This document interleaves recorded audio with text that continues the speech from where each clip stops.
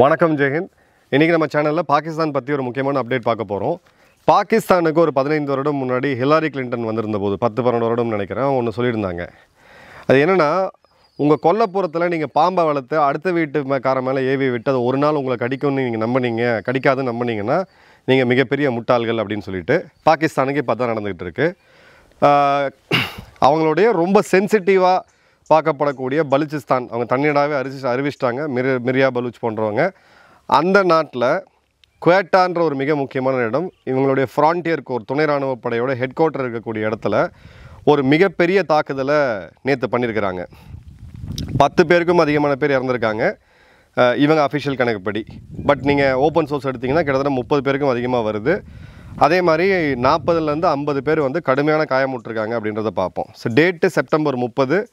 Location இவங்களுடைய FC headquarters, frontier corps headquarters, Zarghoon road, Quetta, Balochistan. Method, ஒரு காரில் வெடிகுண்டை நிரப்பி இவங்க புல்வாமாவில் என்ன பண்ணாங்களோ அதை அப்படியே இவங்களுக்கு இன்றைக்கி நடந்திருக்கு.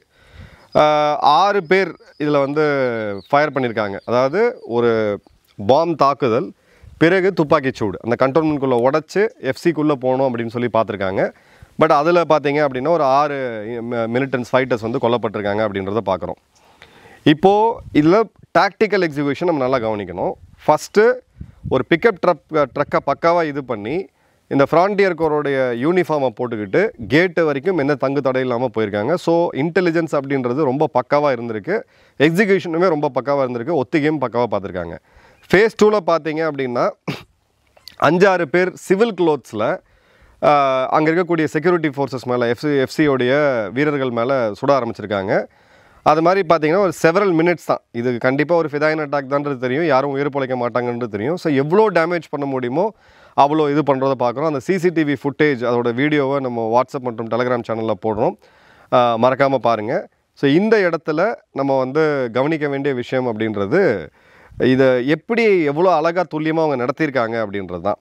ஸோ இதில் டார்கெட் யாருன்னா பாகிஸ்தானுடைய பேராமிலிட்ரியாக இருக்கக்கூடிய ஃப்ரான்டியர் கோருடைய regional headquarters. Frontier corps தான் பலுச்சிஸ்தானில் அதிகமாக ஆப்ரேட் பண்ணிக்கிட்டு இருக்காங்க. பாகிஸ்தானுடைய இராணுவம் ஒரு இவங்க எவ்வளோ பெரிய பயந்தாங்கோலிங்க அப்படின்னு பார்த்தீங்கன்னா, இவங்க இராணுவம் துணை இராணுவம் தாக்கப்படும் பொழுது இராணுவம் உள்ள நுழையணும். ஜம்மு காஷ்மீரில் சிஎஸ்எஃப்ஓ இல்லை சிஆர்பிஎஃப் மேலே தாக்குதல் அதிகமாக நடக்கும்போது இராணுவம் முன்னெடுத்து இராணுவம் இந்த நடவடிக்கைகள் எடுத்துக்கிட்டு இருக்குது. ஆனால் இவங்க இராணுவம் இன்னி வரைக்கும் போகல. அடுத்தது பார்த்தீங்க அப்படின்னா பலுச்சிஸ்தானுடைய ஒரு கீ கவுண்டர் இன்சர்ஜென்சி ஃபோர்ஸ் அப்படின்றது எஃப்சி தான். இதில் மெஜாரிட்டி அவங்க கை வச்சது அப்படின்றதும் பார்த்தீங்கன்னா இங்கே எஃப்சி தான். இப்போ எஃப்சியில் இருக்கக்கூடிய துணை இராணுவ படையில் இருக்கக்கூடிய பலூச்சிலேருந்து வரக்கூடிய வீரர்கள் நிறையா பேர் இன்றைக்கி சண்டை போடுறதுக்கே தயாராக கிடையாது. அவங்க சரணடைகிறாங்க, இல்லை மிலிட்ரியை விட்டு அவங்க வெளில போகிறாங்க. அந்தளவுக்கு இப்போ நிலமை வந்து மோசமாக போயிருக்கு. யாருமே இதை வந்து கிளைம் பண்ணலை. இதை வந்து பிஎல்ஏ தான் செஞ்சாங்கன்னு இவங்க சொல்கிறாங்க. இந்தியாவின் ஆசியோடு, இந்தியாவின் துணையோடு, இந்தியாவின் நிதியுதவியோடு பிஎல்ஏ தான் செஞ்சாங்க அப்படின்றது இவங்க வழக்கம் போல் சொல்லியிருக்காங்க. பட் பிஎல்ஏவுமே கிளைம் பண்ணலை. பிஎல்ஏ தங்களோட ஸ்ட்ராட்டஜியை மாற்றிக்கிட்டாங்க. ஏன்னா அசீம் முனீரும் ஷபாஸ் ஷெரீஃப், மேயர் ஷபாஸ் ஷெரீஃபும் 2 பேரும் போய் ட்ரம்ப்போடைய காலில் விழுந்து பிஎல்ஏவை ஒரு பயங்கரவாத இயக்கமாக அறிவித்ததை நம்ம பார்த்தோம். இப்போ இது பிஎல்ஏ தான் அப்படின்னு சொல்லி இவங்க சொல்லிகிட்டு இருக்காங்க. 2026 மட்டும் 25 இந்த வருடம் மட்டுமே பார்த்தீங்கன்னா 938 தாக்குதல்களை இவங்க பண்ணியிருக்கிறாங்க. கிட்டத்தட்ட 1000லேருந்து 1500 பேர் அஃபிஷியல் ரெக்கார்டு படியே கொல்லப்பட்டிருக்காங்க. இன்ட்டு 3 முறை டைம் போட்டுக்குங்க. இது கார்கில்ல இவங்க இறந்த வீரர்களை விட 3 மடங்கு அதிகம். அதே மாதிரி பார்த்தீங்க அப்படின்னா 51 லொக்கேஷன் அப்படின்றது 2025 டார்கெட் பண்ணியிருக்காங்க. இதில் ஆப்ரேஷன் ஹெராட் 2.0 அப்படின்றது அவங்களுடைய அந்த மிலிட்ரி ஆப்ரேஷனோட நேமு. இதில் பார்த்தீங்க அப்படின்னா 78 அட்டாக்கு 58 மிலிட்ரி லொக்கேஷன்ஸை துல்லியமாக தாக்குதல் பண்ணியிருக்காங்க. பாகிஸ்தானுடைய இந்த சரித்திரத்திலேயே இந்த அளவுக்கான தாக்குதலை அவங்க என்றைக்குமே சந்தித்ததே கிடையாது. இப்போ ரீசன்ட் ஆப்ரேஷன் பாருங்கள். மார்ச் 2025 நம்ம எல்லாருக்குமே தெரியும், ஜாஃபர் எக்ஸ்பிரஸ் குவேட்டாலேருந்து பெஷாவர் போகக்கூடிய அந்த ட்ரெயினை கம்ப்ளீட்டாக ஹைஜாக் பண்ணி கிட்டத்தட்ட ஒரு 8 மணி நேரம் அந்த ட்ரெயினை வந்து அவங்க கண்ட்ரோலில் வச்சுருந்தாங்க. மே மாதம் பார்த்தீங்கன்னா மங்சோர் அப்படின்ற சிட்டியை கம்ப்ளீட்டாக டேக் ஓவர் பண்ணாங்க. அதன் பிறகு ஜூலை மாதம் பார்த்தீங்கன்னா ஆப்ரேஷன் பாமில் ஒரு 18 பேர் பாகிஸ்தானிய வீரர்கள் கொல்லப்பட்டாங்க. ஆகஸ்ட்டில் பார்த்தீங்கன்னா சின்ன சின்ன அட்டாக்ஸ்ன்னு சொல்லி மிகப்பெரிய லெவலில் எல்லா இடத்துலையுமே பண்ணியிருக்காங்க. இப்போது பிஎல்ஏவோடைய கேப்பபிலிட்டி என்ன? இவங்க ஒரு இன்சர்ஜென்சி அமைப்பு தெரியும், அவங்க நாட்டோடைய சுதந்திரத்துக்காக போராடிட்டு இருக்காங்க இந்த அடக்குமுறைக்கு எதிராக. இவங்களில் பார்த்தீங்க அப்படின்னா மஜித் பிரிகேட் இதுதான் இந்த இடத்துல தாக்குதல் நடத்தியிருக்கு அப்படின்ற சந்தேகம் வருது. மஜித் பிரிகேட் அப்படின்றது ஒரு எலைட் ஸ்பெஷல் ஃபோர்ஸ் அவங்களோடது. பல அட்டாக்ஸ் அவங்க பண்ணியிருக்காங்க. ஃபீமேல் பாம்பர்ஸுமே இருக்கிறாங்க. டெரிட்டரி சீஸ் பண்ணுறது மற்றும் மீடியா வார்ஃபேர் இதெல்லாம் பார்த்தீங்கன்னா அவங்க மெயினாக பண்ணுவாங்க. அடுத்தது பார்த்தீங்கன்னா ஃபீமேல் ஸ்குவாடுன்னே தனியாக இருக்குது. அடுத்தது பார்த்தீங்கன்னா ஒரு மாதம் உள்ளே போய் 2000-3000 பேர் உள்ளே போய் ஒரு நகரத்தை ஒரு மாவட்டத்தை கைப்பற்றுறதுன்ற மாதிரியான ஒரு இது. மீடியாலையுமே அவங்க வெளியில் இருக்கக்கூடிய பலூச்சிகள் எல்லாமே ரொம்ப எஃபெக்டிவாக இருக்கிறாங்க. இப்போ பாகிஸ்தான் மீண்டும் மீண்டும் சொல்லக்கூடியது அசீம் முனீர் சொன்னது என்னென்னு பார்த்தீங்கன்னா ஆஃப் சிந்தூருக்கு பிறகு இந்தியா இந்த ப்ராக்சி வாரை அதிகப்படுத்தியிருக்கிறாங்க. அவங்களுடைய லெஃப்டினன்ட் ஜெனரல் அகமது ஷரீஃப் பார்த்தீங்க அப்படின்னா பிஎல்ஏக்கு பின்னாடி ரா உளவு அமைப்பு இருக்குது ரோன்னு சொல்லிட்டு இவங்க புலம்பிகிட்டு இருப்பாங்க. இலங்கையிலுமே பார்த்தீங்கன்னா எங்கே என்ன நடந்தாலும் அதுக்கு வந்து ரா தான் காரணம் அப்படின்னு சொல்லிட்டு ஒரு கும்பல் சுற்றிக்கிட்டு இருக்கோம். அதே மாதிரி தான் இவங்களுமே இது பண்ணிகிட்டு இருக்காங்க. இவ்வளோத்துக்கும் பிறகு எவிடன்ஸ் ப்ரொவைட் பண்ணுங்க அப்படின்னா எந்த எவிடன்ஸும் இது வரைக்கும் ப்ரொவைட் இவங்க பண்ணது கிடையாது. 2015 தான் ராவோடைய அந்த பேர் அப்படின்றது ஃபஸ்ட் டைமாக வெளியில் வருது. அதே மாதிரி 2020 ஆப்கானிஸ்தானில் தாலிபான்கள் துணையோடு பல முகாம்களை இன்சர்ஜென்சி முகாம்களை இந்தியா நடத்தினதாக அவங்க சொன்னாங்க. 2025 மீண்டும் பிஎல்ஏக்கு நம்ம தான் சப்போர்ட் பண்ணுறோம்னு சொல்லிட்டு இவங்ககிட்ட இன்னி வரைக்கும் கையில் இருக்கக்கூடிய ஒரே துருப்பு சீட்டு என்னென்னு பார்த்தீங்கன்னா இந்தியா கடற்படையிலேருந்து போன அங்கே சிக்கிக்கிட்டு இருக்கக்கூடிய குல்பூஷன் யாதவ் அவர்கள். இப்போ இந்த இடத்துல நம்ம முக்கியமாக பார்க்க வேண்டியது பிஎல்ஏ என்ன கம்யூனிகேஷன் கொடுக்குறாங்க. மே 2025 அவங்க சொன்னது என்னென்னா பாகிஸ்தானுடைய தாக்குதலை நிறுத்தாதீங்க, ஆஃப் சிந்தூர் அப்போ நிறுத்தாதீங்க, நாங்கள் இந்த பக்கத்துலேருந்து தாக்க ஆரம்பிக்கிறோம், பாகிஸ்தானுடைய மேற்கு பக்கத்துலேருந்து தாக்க ஆரம்பிக்கிறோம், நீங்கள் கிழக்குலேருந்து தாக்க ஆரம்பிங்க, இவங்களை விட்டுறாதீங்க, இவங்களுடைய அந்த ஃபேக் ப்ராமிஸ் எல்லாம் நம்பாதீங்க, இவங்க வந்து பாம்புகள், இவங்களை அடிச்சே ஆகணும் அப்படின்றத கொடுத்துருந்தாங்க.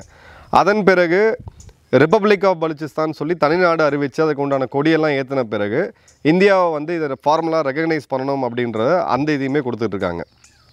இதில் பார்த்தீங்க அப்படின்னா நம்ம திரும்ப அவங்ககிட்ட கேட்குறது எவிடன்ஸ் கொடுங்க அப்படின்ட்டு. மும்பை தாக்குதல்லையோ இல்லை பெஹல்காம்லேயோ இல்லை இதுக்கு முன்னாடி பட்டான்கோட் நடந்த தாக்குதல்லையோ நூற்றுக்கணக்கான எவிடன்ஸோ ஓப்பனாகவே நம்ம கொடுத்துருக்கோம். இது வரைக்கும் அவங்க எதுவுமே எடுத்தது கிடையாது.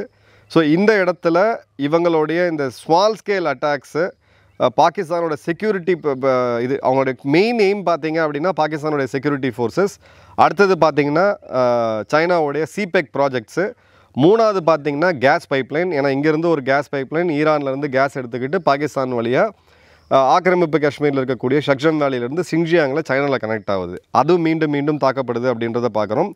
அதே மாதிரி இந்த அளவுக்கான ஃபேட்டல்ட்டி அப்படின்றது இது வரைக்கும் பார்த்தில்லாதது. கடந்த 4 வருடத்தில் மட்டும் கிட்டத்தட்ட 62 சீனர்கள் கொல்லப்பட்டிருக்காங்க.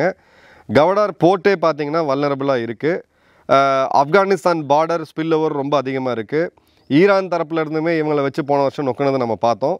ஸோ இவங்களுடைய இந்த அட்டாக் அப்படின்றது பிஎல்ஏ தடை செய்யப்பட்ட பிறகு இவங்க ஒரு மிகப்பெரிய ஒரு ஆர்ப்பரித்தாங்க. நாங்கள் வந்து அமெரிக்காட்டேருந்து தடையை வாங்கிட்டோம், இனி பிஎல்ஏவை பண்ணிடுறோம் அப்படின்னு சொல்லிட்டு பிஎல்ஏ மற்றும் அவரோட சார்பு அமைப்புகள் இவங்களை வச்சு செஞ்சுக்கிட்டு இருக்காங்க. இவங்க பண்ணக்கூடிய அவ்வளோ அயோக்கியத்தனத்துக்கும் பலுச்சிஸ்தானில் தெரிக்கி தாலிபான் பஸ்தூனி ஃபைட்டர்ஸ் அவங்க இன்னொரு பக்கம் கைபர் பக்துன்குவாவில் வச்சு செஞ்சுக்கிட்டு இருக்கிறாங்க.